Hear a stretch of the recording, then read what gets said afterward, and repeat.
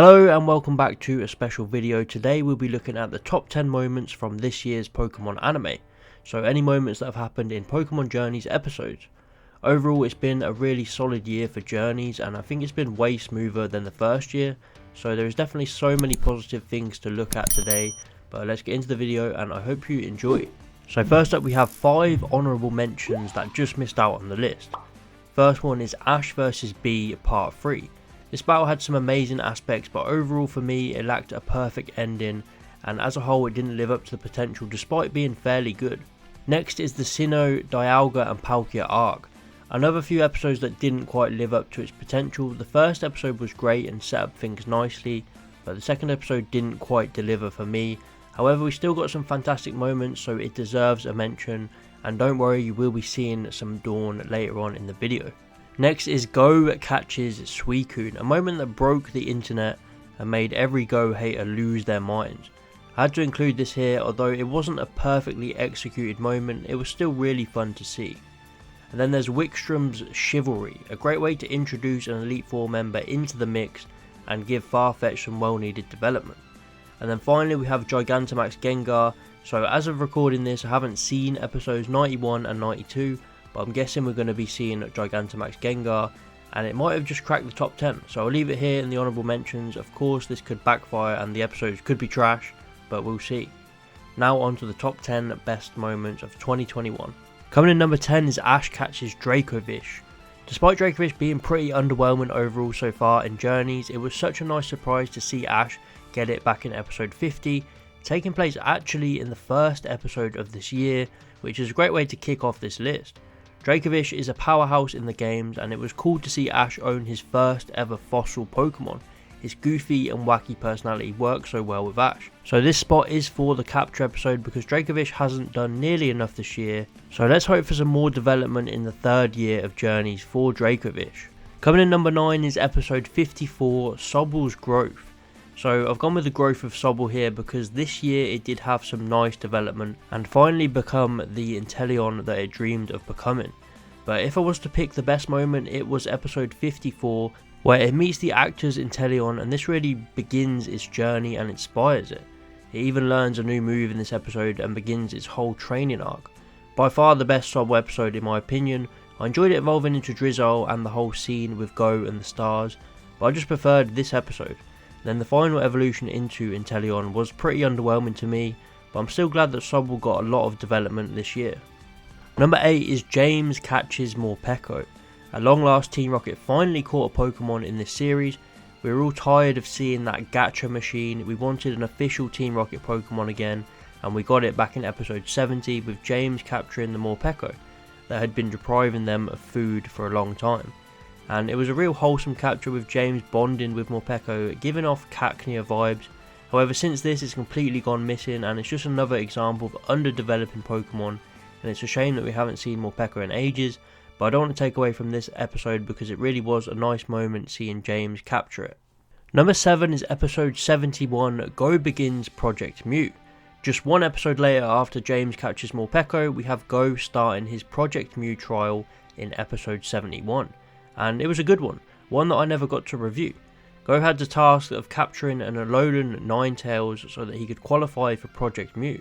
So this really begun his journey in the project and allowed him to continue and try and earn tokens. And it was the perfect first mission for him as he loves capturing Pokemon.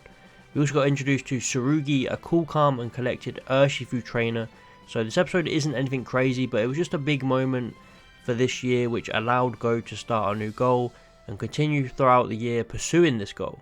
So far we've had a few Project Mew missions, and this one is probably still up there with one of the best along with the Drake and Kingdra one. Number 6 is Dawn Returns, the first Sinnoh 2-parter that we got, and the one that I believe was better. Dawn returning was amazing. It was so good to see her come back after so many years, and it didn't disappoint. She kept her klutzy, caring personality, and it was like she never left. The story with Darkrai and Cresselia might not have landed the best, but Dawn and Chloe's character moments made up for this. This was a Chloe focus arc, and her and Dawn really stole the show. We got moments like Dawn showing Chloe her contest performance, and then Dawn showing her how Piplup fixes her bed hair. It was just really wholesome, and I loved the whole vibe. Also the ending scene and the animation were perfect, with the whole gang splashing around in the water. Number 5 is Ash vs Rinto and the arrival of Sirfetch'd. The climax to Sirfetch'd mini training arc, and it paid off.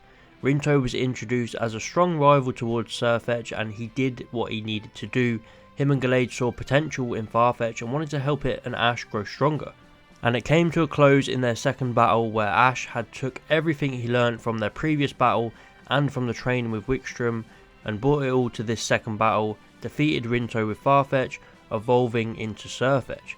It was pretty straightforward in terms of story, and I don't think Rinto was the most amazing character in the world, but the battle they had was epic and one of the best in Journeys so far, and the evolution scene paid off nicely.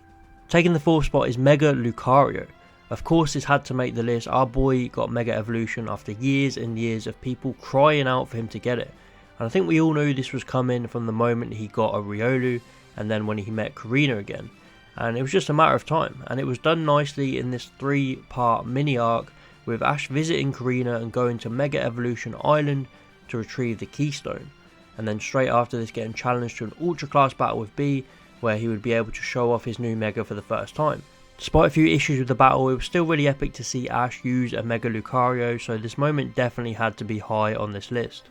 Coming in number 3 is Iris Returns. So back in January we got a trailer where certain 2 characters would be returning, and it broke the internet. It was so exciting to hear this news. It really took Journeys to the next level for me and increased the excitement for this series so much. Iris deserved a return more than most, as she had never come back after Black and White, so I'm glad they got her back in quite early on, and they even made her a champion just like her game counterpart. This did split a few fans down the middle. Some liked it, some didn't. Personally, I really enjoyed it, and this is still up there with one of my favourite Journeys episodes ever, and it's one of the few that I gave a 10 out of 10.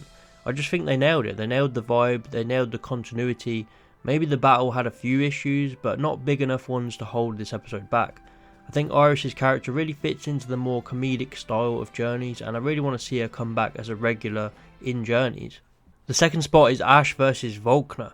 Hands down the best battle of Journeys. When it comes to pure battling and strategy, it was perfect. The episode itself lacked a bit of personality from Volkner and dialogue, but this second place ranking is strictly on how good this battle was.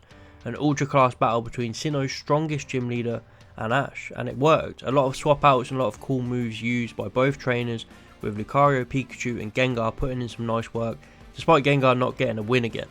And the ending was fantastic. Ash brought the Z-Ring back for the first time since Alola, and he unleashed Pikachu's special Z move to completely overpower Electivire's overdrive ability. It was truly awesome to watch. So the number 1 choice is probably obvious to you all by this point. It is of course this tiny scene where we see Tracy Sketch's picture in a bubble, and Professor Oak mentions him. The greatest anime character of all time is still out there, he still exists, and he's still working for Professor Oak. I was just kidding! Come on, you guys know I was just kidding, right? Okay, so the real number 1 is Gary Oak returning. So for me, this was always number 1.